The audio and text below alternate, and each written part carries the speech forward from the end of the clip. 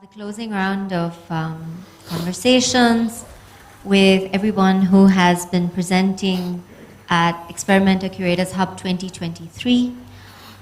We're also happy to think through, reflect on the 2 days together, and there can be individual questions or questions that could be collectively responded to. I will start us off. But I'm hoping as well, in case there are questions or comments you have for each other, please take over from me. At the outset, I just wanted to also bring into the room a recent reminder of a quote from Bell Hooks that got me thinking about, again, the role of public intellectuals today, the role of curators as social stakeholders. And she said, "No insurgent intellectual, no dissenting critical voice in this society escapes the pressure to conform. We are all vulnerable. We can all be had, co-opted, bought. There is no special grace that rescues any of us. There is only a constant struggle." I think that pressure to conform versus the openness to be informed by vulnerability, not only to see it as a space in which one can be violated, but rather to be informed by the world through sensing vulnerability is one of the primary sources as well of creative capacity. And so as we think through our practices in this closing round, I wanted to bring that forward as a thought. As Shubhigi was talking through as well the longer term impact of pandemic, I felt perhaps we could also think through how, especially it feels as though in South Asia, in India, there has been a reduced way in which especially artist-run spaces, spaces of collective authorship in the informal sort of art scene have actually reduced greatly. So while there is a holding of new private institutions, there seems to be this sort of legacy of more independent, informal art scene that has surrounded state-run major museum projects that is facing just such a profound amount of pressure and precarity that balance which is necessary for a cultural ecosystem, where there can be cultural information that is resourcing across the space of the arts infrastructure, is something that is shifting in balance. And I wonder if we could sort of think through that. Are there also models that you found in your own context that have emerged as informal cultural associations or alliances that you rely on in your research? Could be a common question.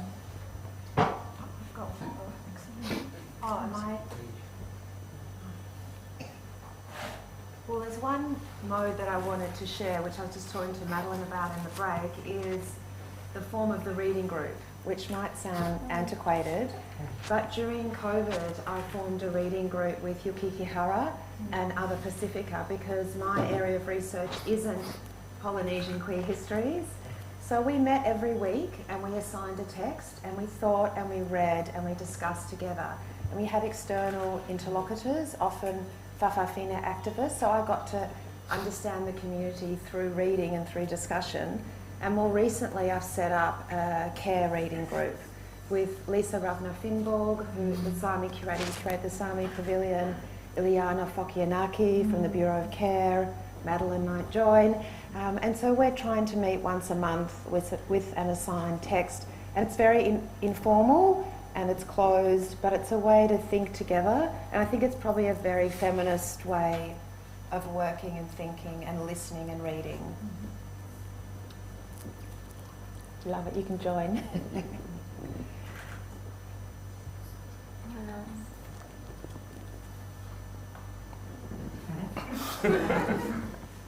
I mean, The mic's not working? I don't know, I think that I'm not so sure if it's changed, if it's lessened or increased. I think that maybe that's because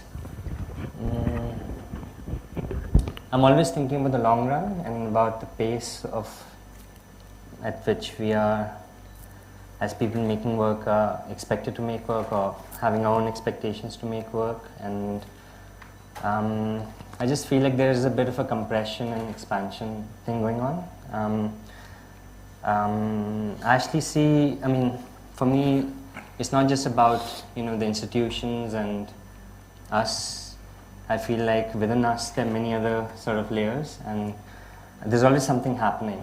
I think, for example, yesterday one of the questions I didn't have the time to respond to you when you were talking about sound, and how do you go from the image to the sound. I think it's also to do with obstacles. For me, as someone making work,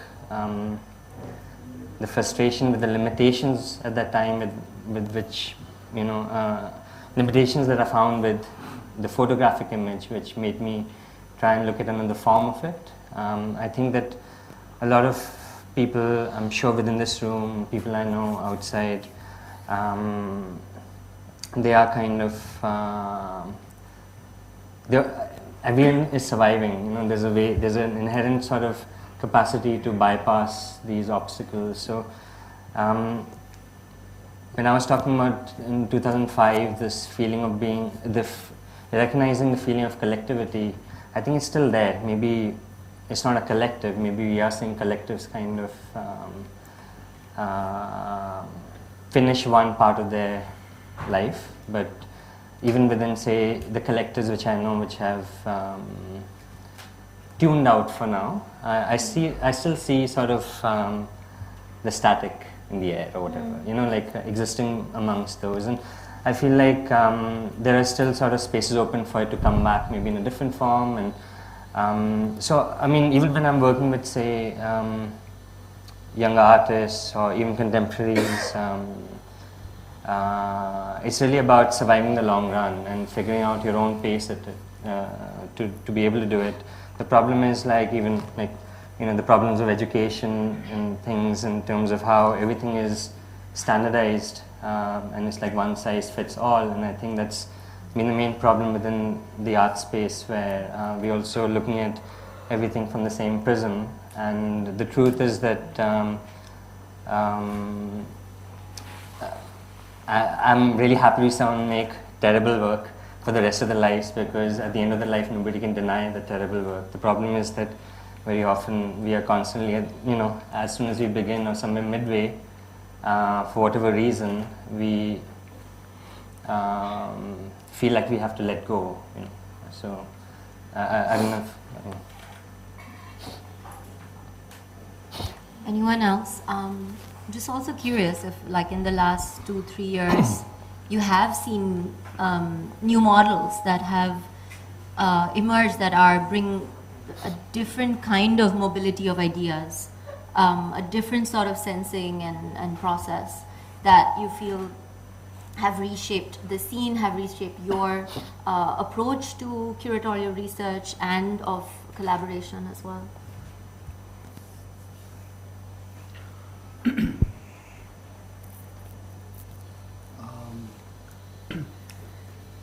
Well, in my case, yeah.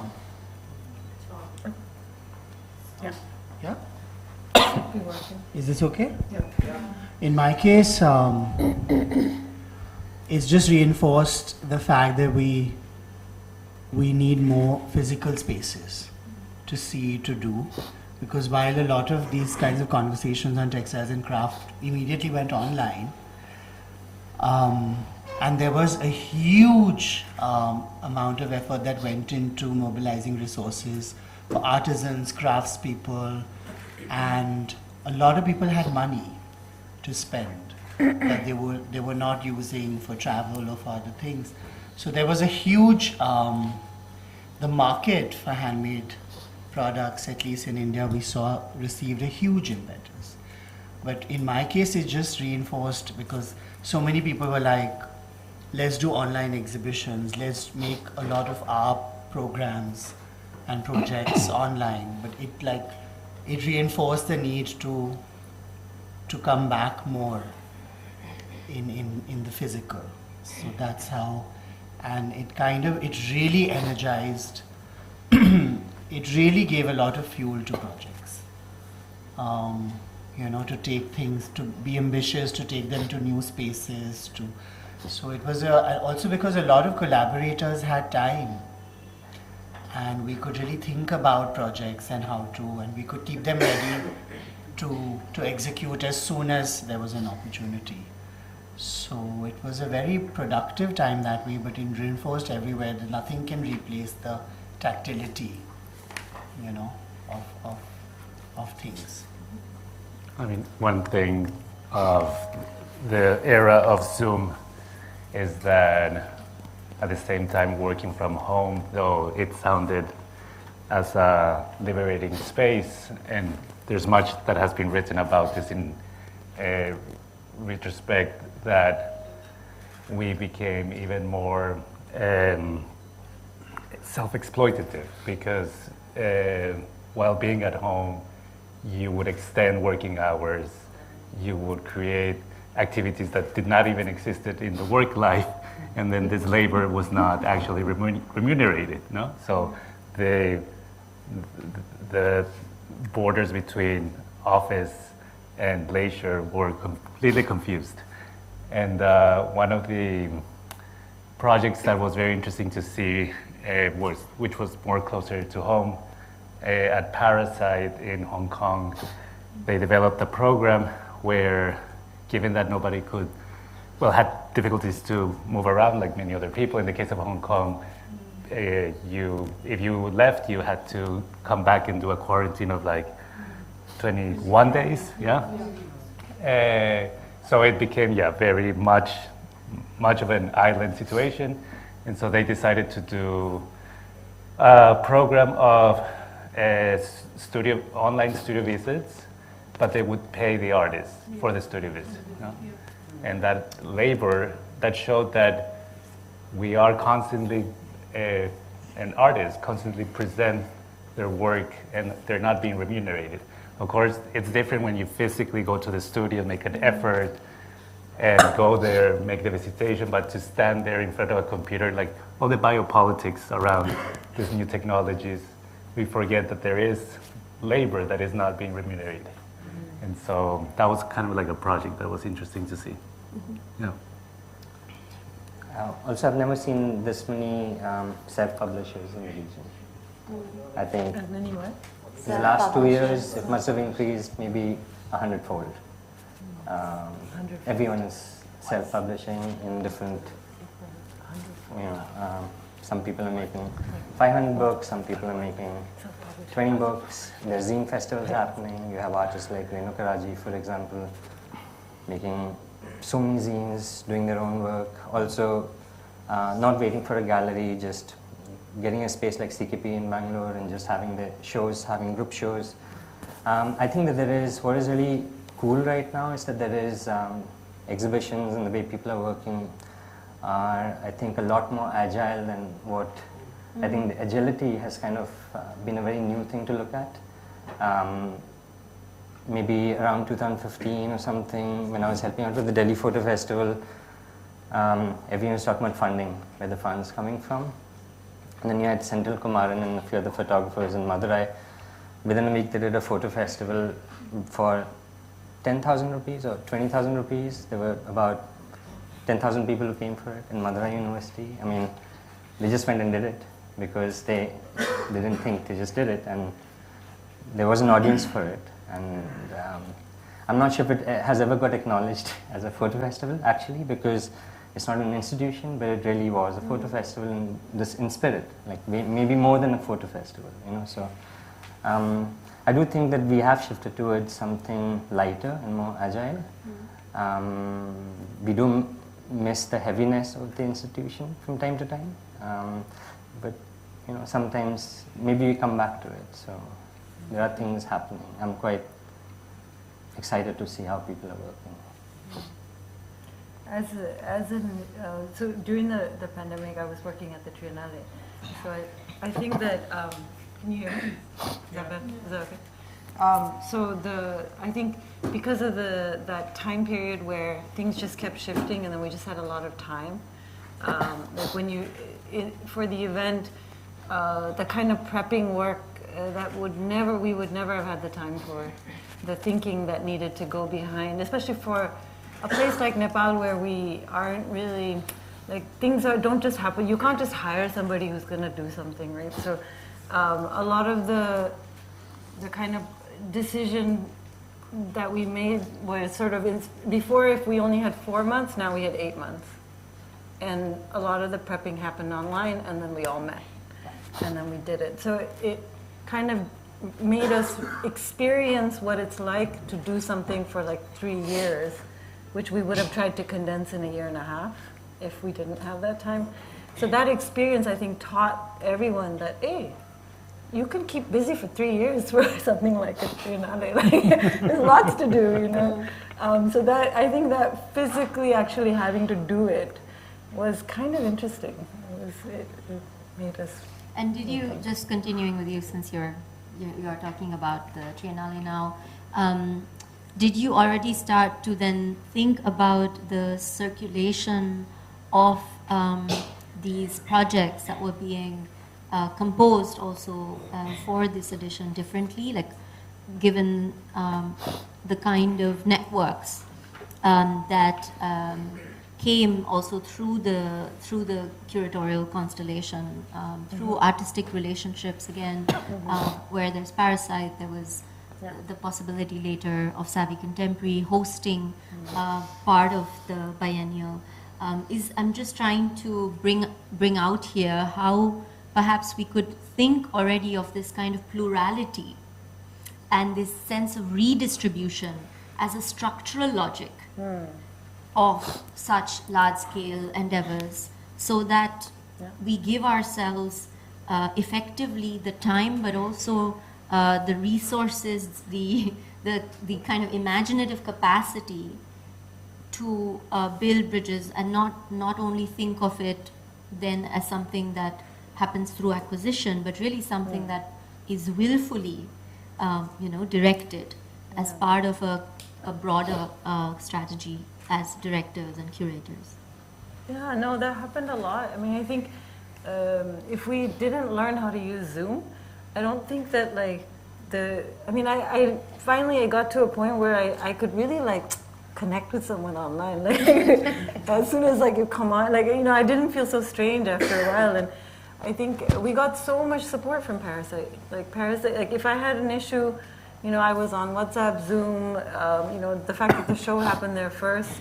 I mean, these were things I think the times were changing, but that would have happened anyway, I think, because of the constellation.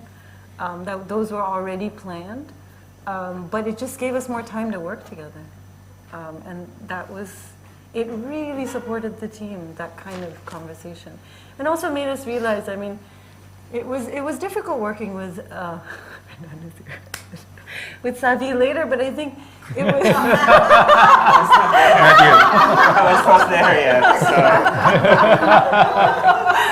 No, but I think that even that was really helpful. Okay, I think we realized that because we had so much time to think about the exhibition, I think that concept of being third world or not having done this in our part of the world much. Because we had been working on that exhibition for so long, there was an expertise on the team.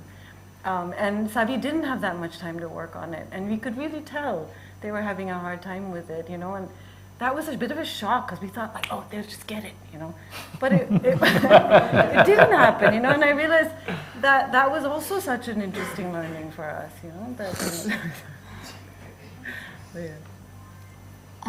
Jacinta, I wanted to ask you also a question where I was thinking, maybe because we didn't talk about it in much detail yesterday, the kind of networks of independent journalists, not only in India, but also perhaps in the region, and platforms like Khabaleria or People's Archive of Rural India. ऐसे बहुत सारे दूसरे भी networks होंगे जो आपके साथ अब कांटेक्ट में आए होंगे या आप मिलते होंगे जब आप सिंपोजियम वगैरह में जाते हैं या so I'm just curious how you create a sense of exchange beyond the kind of mainstream stories. How do you continue to build your own almost like sort of underground or independent sort of networks with such entities or even individuals? As a poet and writer मुझे लगता है कि जब मैं city में ऐसा बैठ के लिख रही थी तो एक सिटी का एक एनर्जी है और उसी में फिर हम ढलने लगते हैं. तो when I visited this Orissa, Chhattisgarh और लाइक हमने मोटरसाइकिल से यात्राएं की कई गांव में, और वो जैसे भी रहते हैं वो रात में ऐसे सब एक कमरे में ज़मीन पे लाइन सोते हैं. तो हम भी 2 पोएट हम यात्रा कर रहे थे और हम उन्हीं के साथ उनके पास जो भी कपड़ा है, जो भी खाना है, ऐसा रह रहे थे. और किन्हीं के पास तो, और ये दिसंबर में हम यात्रा कर रहे थे तो मैं तो छोटा बैग लेके चली गई थी. मुझे लगा था एडजस्ट कर लेंगे और मेरे कुछ मित्र बोल रहे थे कि वो बहुत कठिन होगा, बट वी डिड. तो मुझे लगता है ये मेरा तीसरा किताब जो ईश्वर और बाजार, जिससे मैं कल ज़्यादा कविताएं पढ़ रही थी, तो ये होल यात्रा के बाद वो पूरा किताब मैंने कंप्लीट किया था. तो मुझे लगता है, और पूरा उड़ीसा में हम पहाड़ के भी उस पार के इलाकों में गए और मैंने देखा कि कितना वो कम छोटे गांव हैं, बट वहाँ इतना ज़्यादा पुलिस छावनी, इतना आदिवासी बेल्ट में बना हुआ है जितना कि मुझे नहीं लगता है सिटी में है, उतना उधर पुलिस छावनी भरे हुए हैं. लोग अरुंधति रॉय को आज भी याद करते हैं बिकॉज वो बहुत सारे जगहों पे वो आहत देश किताब लिखने से पहले वो घूमी थी, आज भी लोग उनको याद करते हैं. तो वो सारा इलाकों में घूमने के बाद बहुत स्ट्रांग ये फील हुआ, देयर इज़ टू वर्ल्ड. एक जो ज़मीन पर लोग रहते हैं वहाँ से देश बहुत अलग दिखता है, वहाँ से गवर्नमेंट बहुत अलग दिखती है. और जो लोग दिल्ली, मुंबई और बड़े शहरों में बैठे हैं, मुझे लगता है वहाँ से कंट्री बहुत अलग दिखता है. उसने मुझको बहुत क्लैरिटी दिया कि as a writer, as a poet मेरा स्टैंड और मेरी ज़मीन कहाँ पे होनी चाहिए एंड क्यों मैं लिखती हूँ और क्यों मुझे लिखना चाहिए. मुझे लगता है मेरे भीतर वो और रूट्स को मजबूत करने के लिए और ज़मीन पर लोगों के बीच में सच में बहुत क्लैरिटी है. स्टेट क्या कर रहा है, पॉलिटिक्स में क्या हो रहा है और गवर्नमेंट क्या कर रही है. वो इतने पढ़े लिखे लोग नहीं हैं बट उनके पास बहुत क्लैरिटी है और वो उनके पास में कोई ऐसे इस चीज़ को लेके इस बात को लाके जस्टिफिकेशन करके इसको घुमाएंगे, ऐसा कुछ नहीं है. वो बहुत चीज़ों को क्लैरिटी देखते हैं. और मुझे गांव के लोग बता रहे थे कि यहाँ से खड़े होके जब चीज़ों को देखोगी तो तुम्हें वो दूसरा दिखाई पड़ेगा. एंड आई लर्न कि ये सच है कि हम किस जगह पे खड़े होके किस चीज़ को देखते हैं, वो कहाँ खड़े हैं, वो चीज़ों को देखने का नज़रिया इतना चेंज करता है. तो मुझे उससे बहुत मदद मिला और एज ए राइटर भी मुझे लगा कि हमें खुद भी कितना सीखने की ज़रूरत नहीं रहती है, या जो किताब लिख लेते हैं वही सब चीज़ जानते हैं, वही सिखा सकते हैं वो वाले पोजीशन में वो हम नहीं हो सकते हैं, क्योंकि हमें कंटिन्यूअसली सीखना पड़ता है, क्योंकि सच में चीज़ें ज़मीन पे बहुत अलग है. तो मुझे लगता है वो क्लैरिटी के बाद मैं इंडिपेंडेंटली और ख़ासकर भीतर से इंडिपेंडेंट होके और ज़्यादा आज़ाद होके एज ए ह्यूमन बीइंग कैसे किनके साथ कोलैबोरेशन कर पाएंगे, वो और क्लैरिटी आया. क्योंकि और फिर मुझे ये भी लग रहा था कि ये यूनिवर्सल वैल्यूज़ को लेके लोगों के पास ज़मीन में इतना अगर खाने को नहीं है या इतना कुछ भी नहीं हो, बट यूनिवर्सल वैल्यूज़ इतना हाई वैल्यूज़ उनके पास हैं. और बाकी देश में इतना सारी चीज़ें हैं, लेकिन इतना ज़्यादा डर है कि हमको ये तो नहीं हो जाएगा, वो तो नहीं हो जाएगा। तो मुझे लगा जब लोग उस वैल्यूज़ के साथ इतना जी सकते हैं, लेट मी सी कैसे ये मैनिफेस्ट करता है, कैसे ये काम करता है। एंड देन आई रियलाइज़ कि अभी बड़े लोग के लिए तो बहुत लिख रहे हैं, ये बच्चों के लिए और युवाओं के बीच कुछ काम नहीं हो रहा है। और मैं तो छोटे से लिखते हुए मैं आज यहाँ पे हूँ, तो वो बच्चों के लिए कैसे मैं लिखूँगी।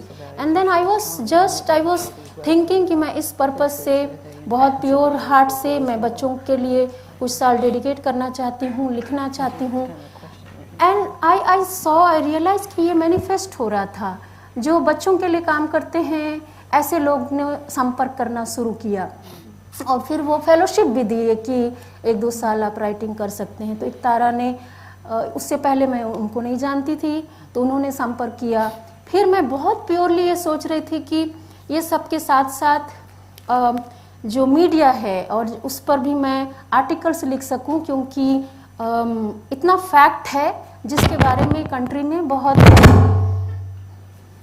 सारा जो ज़मीन पे फैक्ट हैं, जो ऊपर में गवर्नमेंट के पॉलिसीज़ को लेकर के बहुत इल्यूजन रहता है। जैसे कि ये डिजिटल इंडिया को गवर्नमेंट बोलती है कि हमने वो भ्रष्टाचार ख़त्म कर रहे हैं, और पूरा ज़मीन पे आदिवासी लैंड को लेके, आदिवासी राइट्स को लेके ये डिजिटल इंडिया की वजह से इतना भ्रष्टाचार हाई हुआ है। तो ये इतना वो मिसअंडरस्टैंडिंग है। तो मुझे लगा कि ये कविता कहानी के साथ में ये फैक्ट्स को भी एज ए आर्टिकल के जरिए हम कैसे ला सकें, तो किन से कनेक्ट करें जो सच में बहुत प्यार के साथ काम कर सके। तो पारी ने संपर्क किया, फिर उनके एडिटर के साथ में काम हुआ, and I felt very meaningful, क्योंकि उनसे पहले मैं कभी भी मीडिया में काम किया, मुझे एडिटर के साथ कभी भी अच्छा कनेक्शन वो नहीं होता था, और वो इतना रिस्पेक्ट भी नहीं करते थे, हमेशा ये हायरार्की रहता था।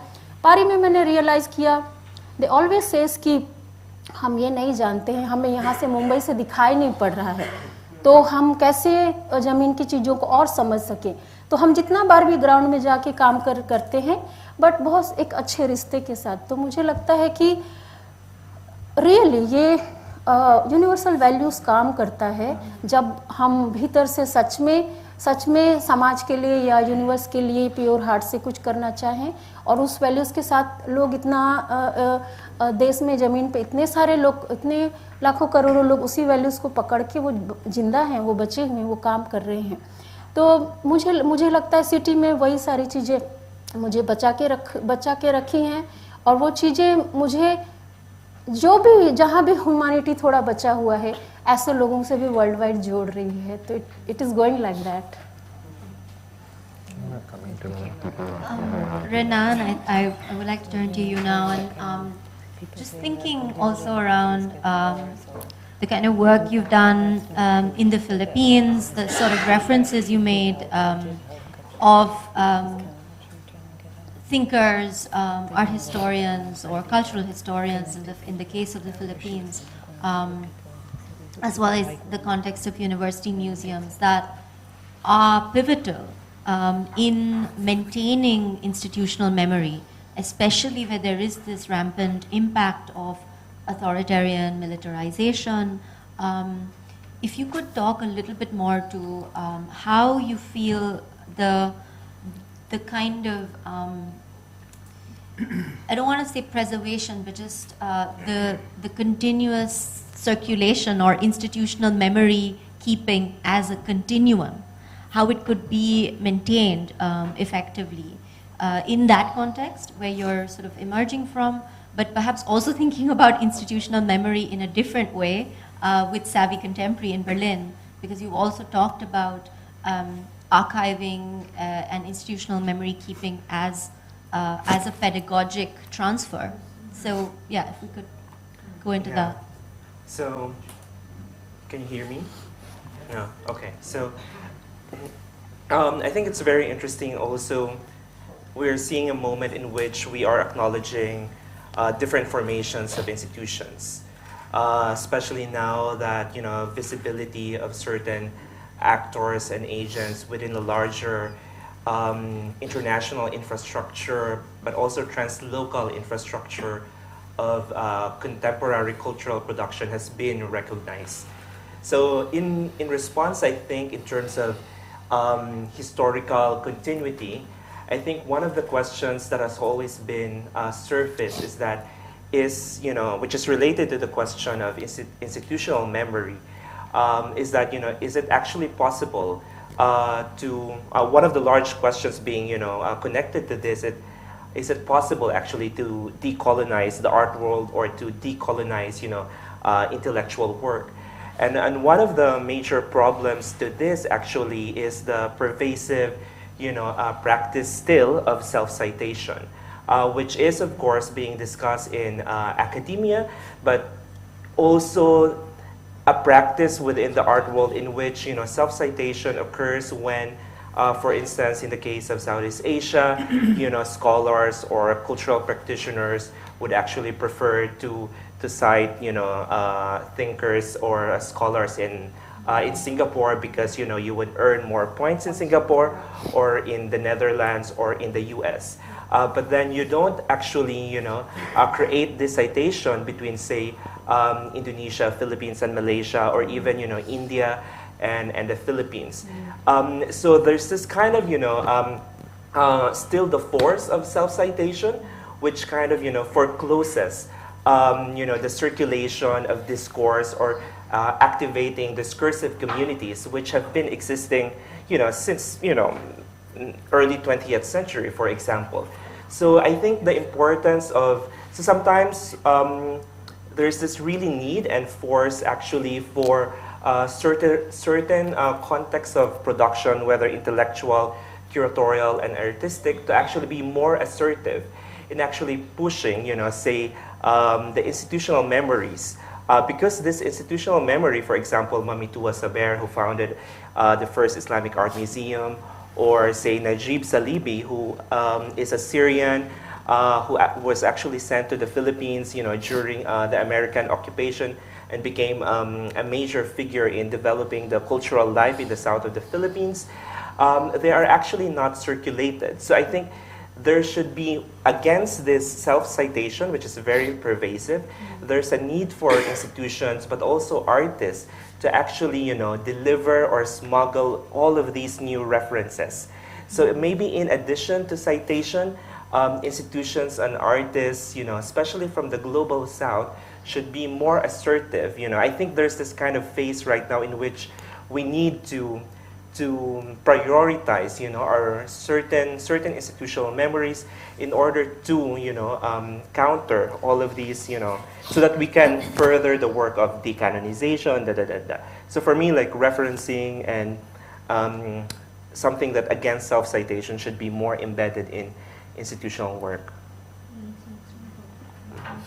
Okay. This is, again, it's a broader question. I recently picked this up. I'm going to actually quote from an artist who I haven't met. I read a very lucid comment online where he said, this is Michael Vincent, who said, I've been thinking of how many of the resignations, this was a post that was made a few days ago, I've been thinking of how many of the resignations and forced exits across the cultural sector for people's candor to speak the socio-political with unending accuracy, with who were most likely to lead, due to this, it would be most likely to lead to an integrity vacuum that we should be aware of. What is the institutional and national benefit of an integrity vacuum when we lose people who are able to articulate their soft power responsibilities with integrity? So obviously this is being said at a time of what we might think of as perpetual war, of certain kind of ugly head of imperial governance deciding to continue to dictate what humanitarian values are and how global ethics should be governed. And this is not only connected to what is now a completely catastrophic, explosive, wounded situation of war in the Middle East. But it is actually something that is a recurring question. I also want to be sort of critical of our own context, where there have been forced exits and silencing of different kinds. So, but what really stayed with me is this aspect of an integrity vacuum. Because we are in a situation where cultural leadership is extremely, you're an easy target if you stand and show yourself and take up cultural leadership. And then at the same time, when some of us have been attempting very tenuously to hold very different worlds of practice and of literally geopolitical spheres of institution building, as you know, one individual, not even being able to, besides maintaining a private life, to kind of actually maintain that sense of an extremely dispersed community that is relying on you to lead with integrity, to lead with clarity. What happens when there is this vacuum? And how can we also attempt at least to project scenarios effectively as there is this kind of volume of forced exits and resignations? Thank you. I think the context is also important here. This occurs in Europe. This is in reference to Europe. It's not only in reference to our forum's firing of David Velasco, but also what's happening with Documenta right now, right? Documenta also has this history, as we all know, but I'm not going to go there because I don't want to talk about the specificity of the context. I just want to say the art world already has an integrity vacuum. Let's just acknowledge this. Yeah. We are excellent at co-opting buzzwords from communities that actually do the damn work. Yeah. We take the buzzword and we have a very short cycle of interest. We forget things really quickly. I cannot tell you how many people I've met in the last year who are like, oh, don't talk to me about decolonizing. I'm so tired of that word. Yeah, but the people who've been doing the actual work don't have the luxury of you getting tired of it. You take it, you co-opt it, and now you're tired of it. So I'm really just, that's just the beginning of the problem. So when we say integrity vacuum, just to sit on this idea. Another example, today, the news today, CanLit, which is the major Canadian literature festival, they were activists outside protesting it. Why? Because Scotiabank, which is the largest sponsor of the festival, is also has the largest share in Elbit Systems, which, as you know, is Israel's weapons and arms biggest manufacturer, right, an arms supplier. All the authors, most of whom I admire, didn't say a word. They were all inside accepting their awards, giving polite speeches about the necessity of looking of the mantle of morality resting on us as we look outwards at a world troubled. They're activists outside your door. So I think when it comes to this action and speech, I'm sorry, I hope I'm not too vociferous about it, but I do feel very strongly because language is violence. I said that earlier, so many of us already know this. Language is violence, but co-opting is even worse. Because what you're doing is you admire the strength of someone else and then you steal it. So I think we already have an integrity vacuum. We are very, very adept at taking other people's ideas, other people's power, from communities that are actually doing the work, and then we co-opt it. I think that coming to this problem of cultural leadership and an integrity vacuum, cultural leaders are, if I may say, lightning rods, or rather they're the easiest to strike, right? But it doesn't mean that the absence of a leadership creates a vacuum. That's again a strongman mentality. We must always have a leader to effectively function. No, we function very well without leadership. May I just say, I prefer governance through collective talk, collective disagreement. It's okay to have schisms within, but you find it's when you workshop your ways to finding solutions during schisms and disagreements, that's the actual work.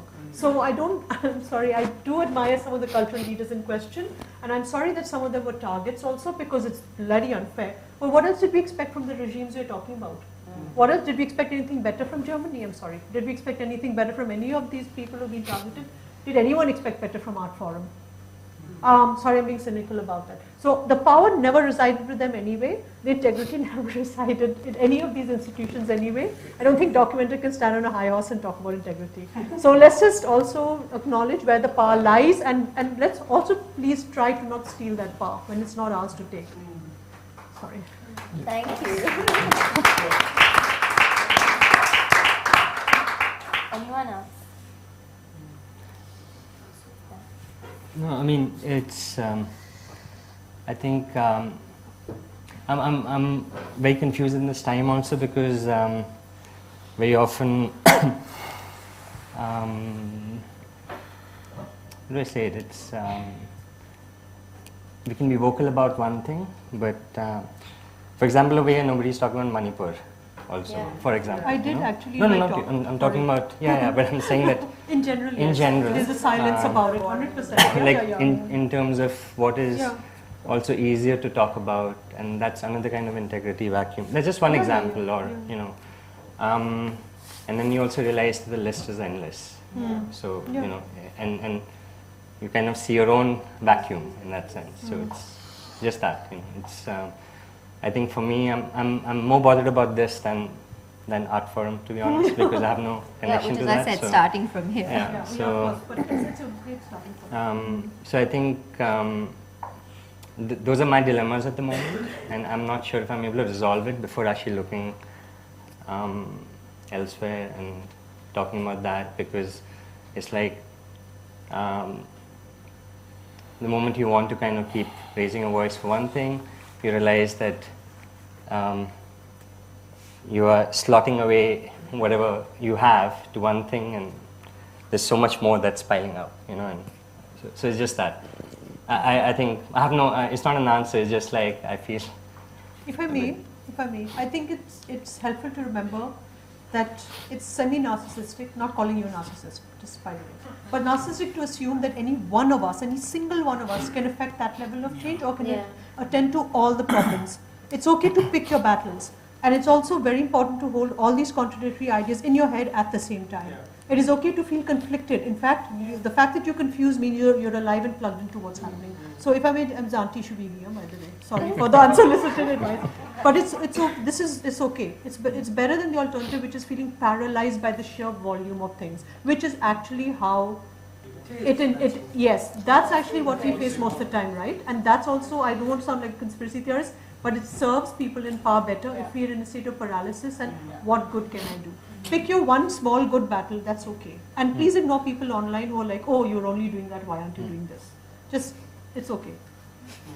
Sorry. Sorry and then blast. Sorry. Sorry,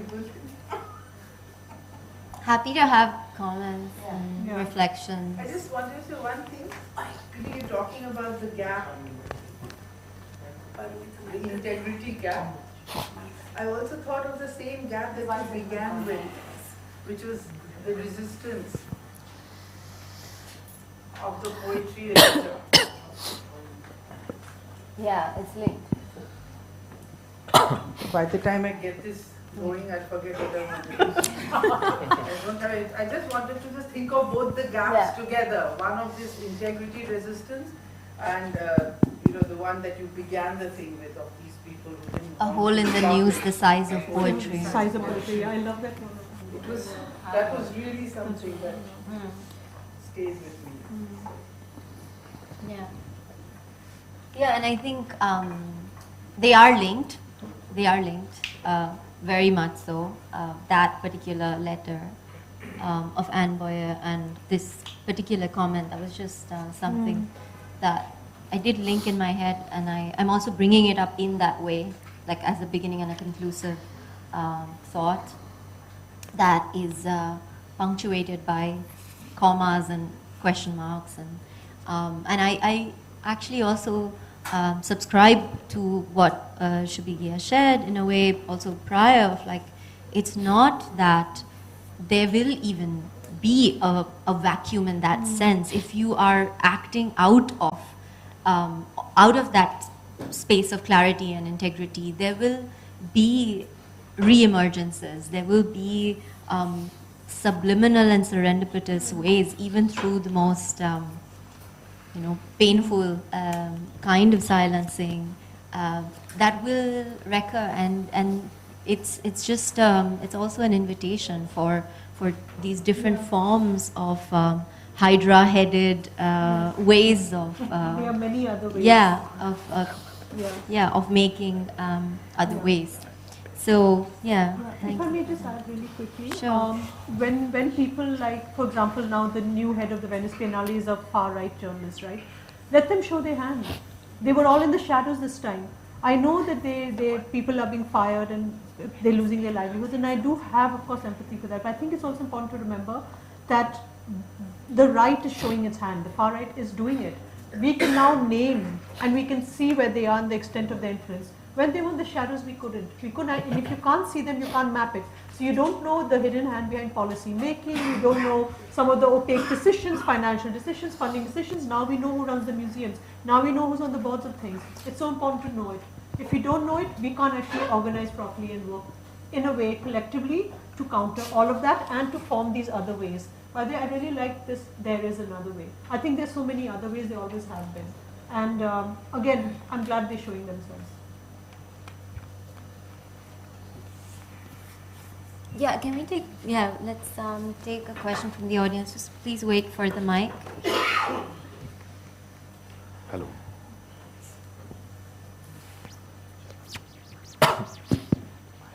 Hi. Thank you for the last 2 days. It's been really enlightening experience. I'm curious to understand, the last couple of years have seen the emergence of a lot of disruptive technologies. I'm not going to get into specifics, but I guess broadly blockchain technology, AI, things like that. As curators, may I ask, this is an open question, how do you deal with these disruptive technologies? Do you use it in your curatorial approach when you work? What is a disruptive technology? AI or One example. I can elaborate. Technology I didn't want to be specific, but I tried writing notes, ChatGPT. we really tried. We also tried Wasn't the very title of successful. the Sydney Biennale. Yeah, we did too. I just read this thing about ChatGPT being like mansplaining. I read it somewhere online because it's a lot of information, none of it solicited, and all of it sounding very confident and very wrong. We tried. Wasn't very successful. But you mean ChatGPT? Yeah, I tried to get a note out of it on Chandani. Yeah. I'd love to read it. It was very unsuccessful. But I have noticed, and I don't, now in this year, Entry level. If you know about Jamdani, obviously you won't be satisfied. I have noticed is that staff who deals with communications with artists from all over the world now use AI translation as official email. Like they would keep the English, but they would write in the language of the artist. And it's that, I was like, I didn't know you speak Spanish. It's like, no, I don't. Or things like this. Yeah. I think with translation, particularly with digital translation, there is a very real time impact, especially in correspondences, given some of us end up working in extremely bureaucratic situations where foreign languages are vital links to making certain things, certain decisions move faster. So, and of course, it is important to create an equivalence when working with artists from spaces where they need to be as informed as the next person, and language shouldn't be a block. So I guess in that sense, but ChatGPT is interesting in that way. I think like Shubhigi, you mentioned like mansplaining. Oh, that's online. That's funny. I love it. Because it does exactly. But I also felt like once we looked for just options of a title, because sometimes you're stuck, and sometimes titles are the most fun part, and sometimes it's the most excruciating part, and no one can agree. And Pratik is here. So when we were looking for a title for our festival, our communications team member looked up ChatGPT because it's her thing. And there were very strange sort of Sanskritized sort of versions. So I think it can also sometimes, depending on the topic, it can bring up, even for a contemporary sort of a text, something that then leans on a very, very sort of very traditional, antiquated approach to that field of practice. So that also feels like a gap, and so I think it really hasn't, luckily, caught up with the nuances, especially, of thinking. Can I assume that this is still in experimental phase? These tools are not being used as heavy tools for the practice of curation yet? There are people who do I can only say as an artist, not as a curator, but artists are really interested in technology. Yes. And artists are really, like, everyone's going on to AI, for example. But very often it's about the technology. I think for me personally, it's more interesting to look at the system and of human behavior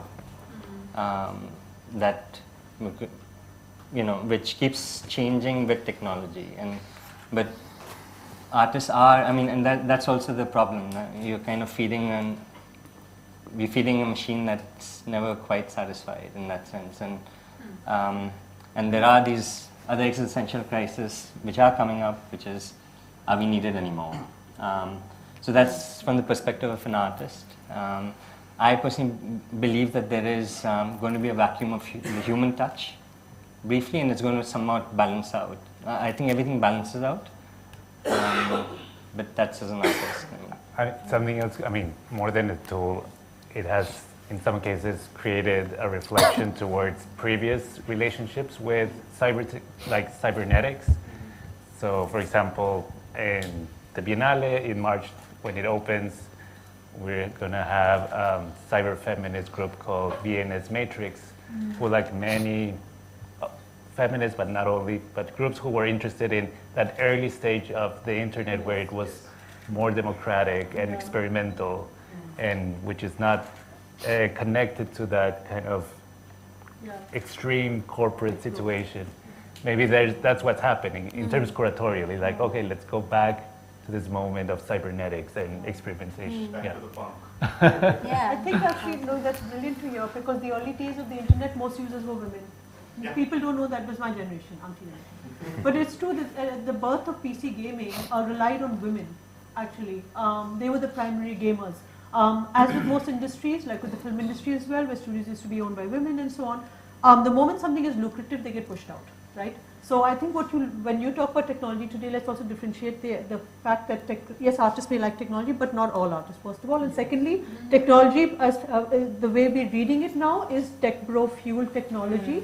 Technology actually doesn't solve. It creates new problems which then require new technological solutions. So I think let's also figure out the fact that it's interesting how, if you look at utopian ideas of human progress, right, in science fiction and in other depictions, artistic depictions, because we're in that setting, we've always envisioned freedom from labor, unnecessary grind, without reward, without pleasure, right, the grind without pleasure. And automated workforces were supposed to take that over. Technology was supposed to take it over to give us leisure to create. So the notion of humans as mindless workers was never a part of that utopian experiment. It was always the robot that would do that, right? So if you look at ChatGPT, ultimately its application is what? It's been designed by whom? It's designed by engineers who have no humanities training. Sorry, but it's a fact. It's true. Let's call it what it is. And what's ChatGPT and such allied technology doing? Yes, we may use it in creative ways, but ultimately it's replacing, right? Mid-Journey, all these apps, Stable Diffusion, what a name, are all replacing artists and writers, and basically it's replacing the creative act. So instead what we are reduced to is, and I'm telling you this because I have a kid who's being forced to learn coding in primary school. So it's a new form of, it's a new form of thinking that humans serve that machinery, right, rather than the machinery serving. So I'm always a little wary about anything that's touted as exciting, because we're so in love with novelty that we kind of we forget who produced it, right? And it generally comes out of a very small cadre of very masculine culture, tech pro culture. There's a reason that term exists. So I don't trust it. Just 1 second, sorry, you have to wait for the mic, because there's online viewers. Just 1 second. Is it related? Yes. Okay, good. I believe that AI might push art, because what AI does, it creates the work of a man, because suppose if I am drawing something, a tree or an animal in my style, and that AI will scan my paintings and it will create another painting of that same style. What it is doing, but so people are now saying that AI might take over artists, etc., etc. But if we go 200 years back, when photography came, people told that no more artists. If you see the artists such as Bouguereau, then Angre, Sargent, etc., they told that photography has destroyed the job of painters. But then came Claude Monet, Manet, who turned the root of art and told that no, art does not mean always what we see, it can be the inner meaning. So I believe that the same is happening now. AI is pushing art because AI might create new mediums, new dimensions of art, like photography did 150 years or 200 years back. Okay. Do you want to? No, it just, I mean, in textiles, to talk about the field that I work in, it still employs the second largest workforce in the country after agriculture. So, and you have machines today where you can doodle something, you can put it in a machine, and within minutes it can start weaving it. So you have super disruptive technologies. You have materials, you have yarns, you know, in the textile field that are disrupting the way things are manufactured in such a fundamental way.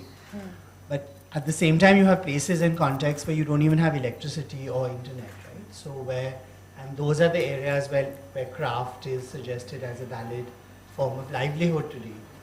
So the thing is that it's an area to think about. I mean, it's what is going to happen to all of those hands? That, you know, machine. Yeah, it's a real something to be thinking about. Yeah, from where I stand. Yeah. I didn't need to open the AI box. No, but can I just say? Yeah. I think the broader discussion of disruptive technologies is great to understand. Yeah, and I actually just wanted to add one point, even though I'm like losing some track of my moderator role, but I wanted to add a point because we did actually work a lot with scholars who work on augmented technologies, or the idea of the augmented mind in relation to race and class. And one particular name is Ruha Benjamin. I think you should look up her work for sure. Because the whole question of where is data stored, who owns our data, where is data stored, where are those servers? So while we can, you know, very pleasantly think about some new dimension of art, and not trying to be cynical, even though it sounds like that, but just because of the corporate nature of what network technology does and the facets of ownership in this particular time of late capitalism is very different from the photographic apparatus. But I shouldn't go on about this, and we should take the next question. We don't have any. Sure. But just really quickly, there's a difference between photography, which is not it's not an autonomous intelligence, right? Photography is a medium ultimately. We're talking about something with its own intelligence, but AI has built-in biases that are very human because the people who've engineered them. Photography does not have a built-in bias. As a medium, it's unbiased. It's how you use it.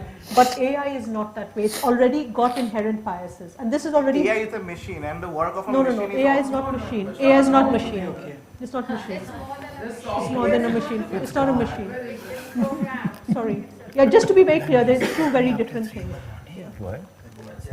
I know. Sorry. Yeah. And the fact is that I'm doing BSc in AI. No, good for you. Good for you. Please don't build in any inherent biases. He's doing bachelor's science in AI. Where is it? What are we doing for grab? For grab?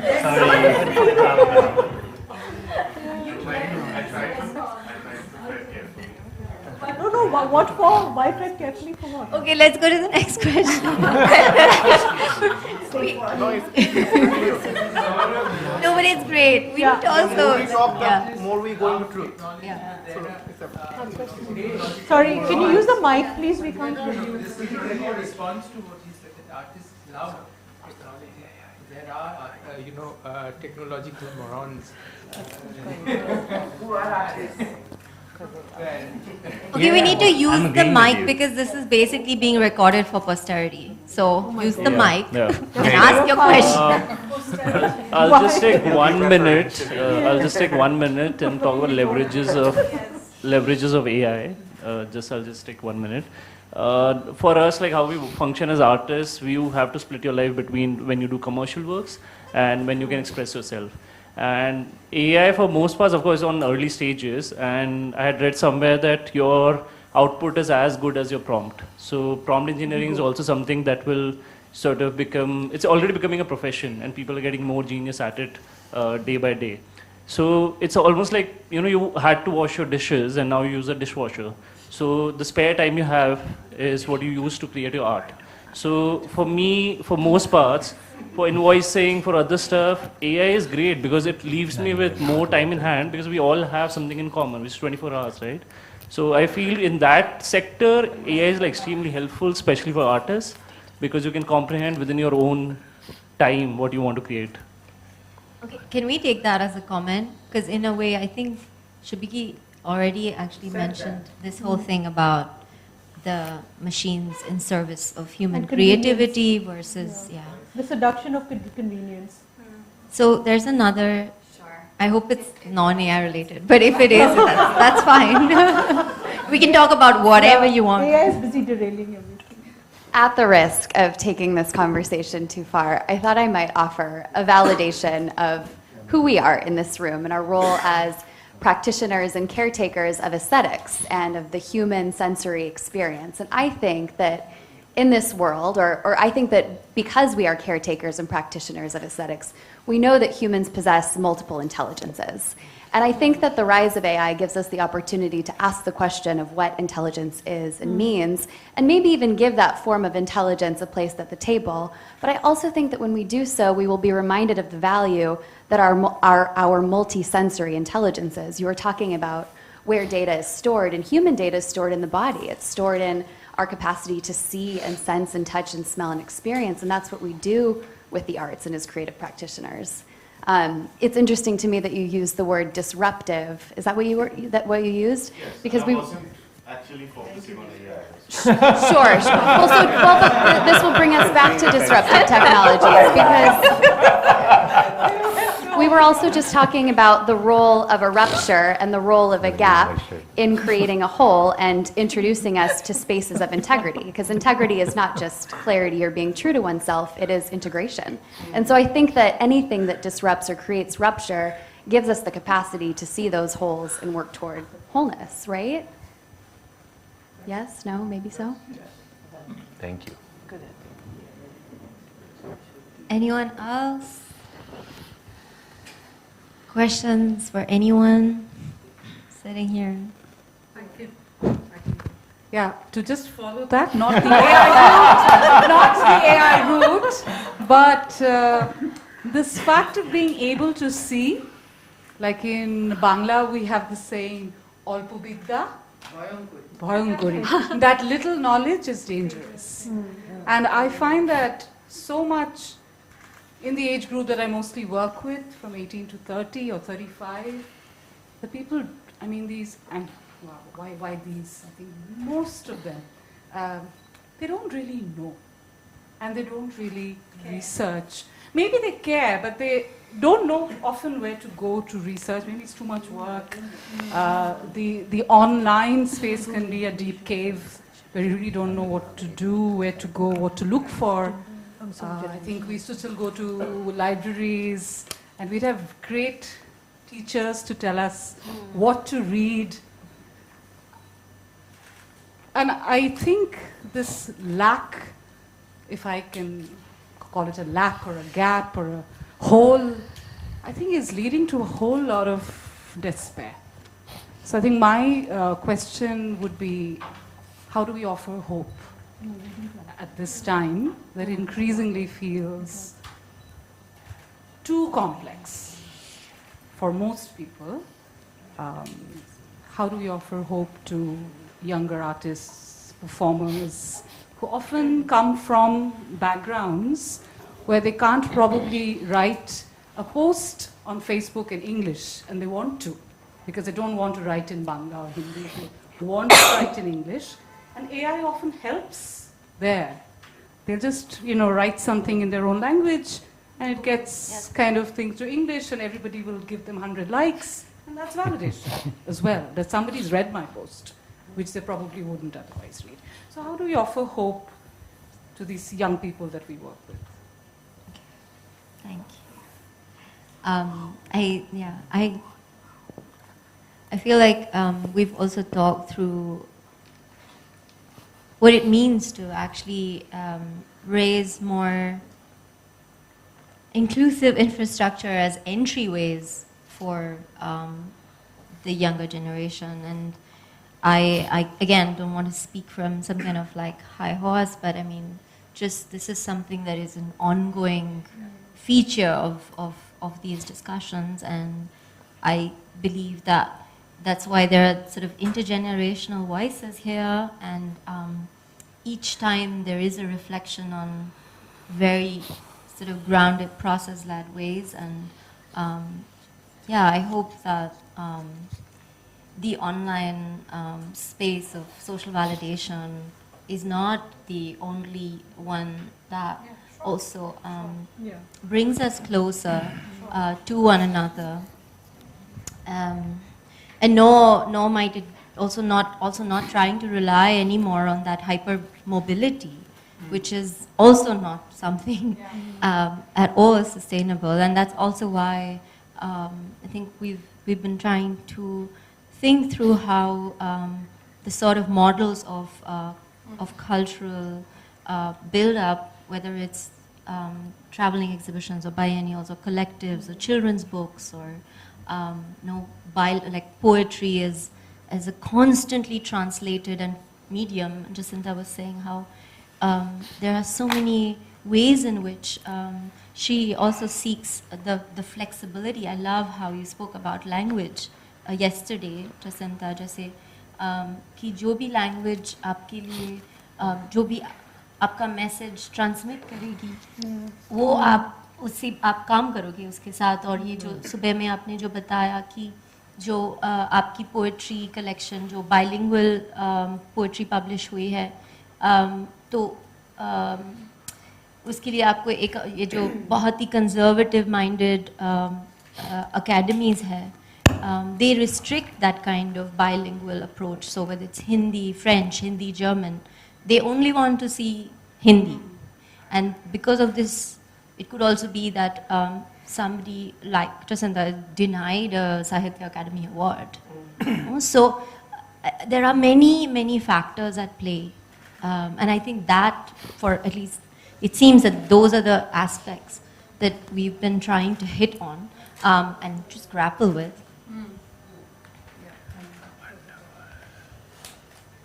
There's one more question.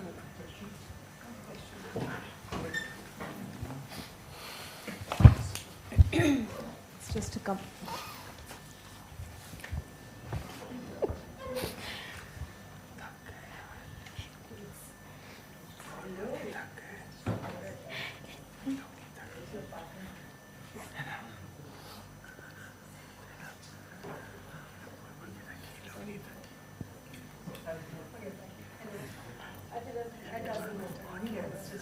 Basic thing I feel is this, like the whole hub this time has been so heartwarming. On me. I think this whole idea about intimacy, inequalities being good, and especially the knowledge transfer, like even domestic knowledge being acknowledged. So I think it's acknowledging knowledge. What is knowledge? I think that's the most important part, which I feel is, and also acknowledging, I think, maybe I little differ from you. I know the youth is confused, but it is not that they are not capable. It's just the confusion, I feel, Somehow I feel it's just we feel sometimes because we have a different way of, we've been groomed in a different way of thinking. It's where we stand, as we were saying, from where we look, that is how we judge. So it is, I think, they who are also knowledge producers, and they hold so much of knowledge at times, and you are quite surprised when you see and talk to them that how and where did they get this, or how much they have actually imbibed from their older traditions and older generations. So it's just this, I think, it's thank you for every one of you all to bring this intimate conversation, and also to show different ways of inclusive practice, because we've been talking about this, and I think I have been one of a participant in the Curators Hub for long, and this has been addressed many times, but I think the forum that has come forward is very grounded, and I appreciate that. That's it. Thank you. Thank you for that. I think the kids are all right. I think those two will agree. The kids are all right. They don't need us. Sing after the leader of the pack. I would love to, if we're good to conclude, I would love to conclude with a passage. I don't mean to bring despair into the room again, but I just want to read a passage from this book, which I'm sort of still reading since its release. It's called For In Your Tongue I Cannot Fit, Encounters with Prison. It's a book edited by artist Shilpa Gupta and Salil Tripathi, who has worked with incarcerated writers and poets. This particular passage is just one page from Devangana Kalita and Natasha Narwal. Where does the sky come from? One evening, as we sat gazing at the clouds and the big kites in the sky outside our prison yard, Elle, an insanely adorable 3-year-old child, asked, perplexed, "Asman kahan se aata hai? Asman ghar se aata hai kya? Where does the sky come from? Does the sky come from its home?" An innocent, inquisitive question, which in any other context would have made us laugh. In the space that we found ourselves in, it rattled and broke our hearts. Elle had been in prison with his mother for almost 2 years. We got to meet him while we spent nearly 13 months from May 2020 to June 2021 in the Tihar jail in Delhi under terror charges for participating in protests against the Citizen Amendment Act. Elle's question shook us like no question from the harrowing police interrogation could. The universe and the home, two places that the children imprisoned with their mothers had never known. How does one explain to a kid who has never seen the outside world, who has never seen a starry night sky, that there is a whole universe out there, and that there are homes we love and hate outside these prison walls? The prison, inherently linked to all structures of oppression and exploitation that we find in our societies, is exceptional in the impunity with which it incarcerates primarily the marginalized and takes away all autonomy and dignity. As activists, or from Pinjra Tod, Break the Cage, a women's collective that has struggled against various forms of oppression that imprison women, the irony of being literally put in a cage was not lost on us. In those 13 months of prison time, the bonds that gradually developed with our fellow women prisoners and their children helped us survive the brutal incarceration. It was a deeply humbling experience to learn from our fellow inmates, even while struggling every day against a deeply dehumanizing and violent space, how it is possible to retain our humanity and dignity, to create spaces of joy and laughter, to nurture relationships of love and caring created by this collective experience of helplessness and waiting. An affirmation that life happens and can survive in the most brutal situations and places. I felt this in a sense, also brings us together, just as a concluding moment to be reflective and to sense all of this. And in the words of these two incredible women who are still fighting legal battle, but are out on bail. Thank you. Thank you. Thank you, everyone. Thank you. I mean, honestly, after 2 days such as this, and I have been speaking to several members in the audience, and everyone has been saying the same thing, that their hearts are full. They could really relate.